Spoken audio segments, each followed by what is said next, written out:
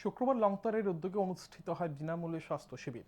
লংতারের গুড়া মশলার ফ্যাক্টরিতে অনুষ্ঠিত হয় এই শিবিরে চক্ষু, দন্ত, ডায়াবেটিস ও হৃদরোগ সংক্রান্ত চিকিৎসা পরিষেবা প্রদান করা হয়। শিবিরের উদ্বোধনী অনুষ্ঠানে উপস্থিত ছিলেন রামকৃষ্ণ মিশনের মহারাজ সুচিত্রানন্দ মহারাজ, আইএলএস হাসপাতালের সিইও গৌতম হাজারিকা, লংতরের কর্ণধার রতন দেবনাথ সহ অন্যান্যরা। লংতরের কর্ণধার রতন দেবনাথ জানান, আইএলএস ও রামকৃষ্ণ মিশনের সহযোগিতায় এই দিনের মেগা স্বাস্থ্য শিবিরের আয়োজন করা হয়েছে।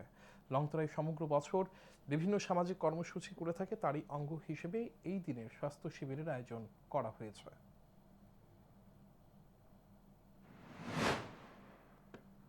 আজকে এই লংতরাই ফ্যাক্টরিতে আইএলএস এবং রামকৃষ্ণ মিশন ও মঠের সহযোগিতায় আজকে এক মেগা স্বাস্থ্য শিবিরের আয়োজন করা হয়েছে। এই মেগা স্বাস্থ্য শিবিরে আমাদের ডাকে যারা সাড়া দিয়ে, যারা প্রিন্ট মিডিয়া, ইলেকট্রনিক মিডিয়া এবং ওয়েব মিডিয়ার বন্ধুরা এসছেন, সবাইকে আমরা লংতরাই পরিবারের পক্ষ থেকে আন্তরিক প্রীতি, শুভেচ্ছা ও অভিনন্দন জ্ঞাপন করছি।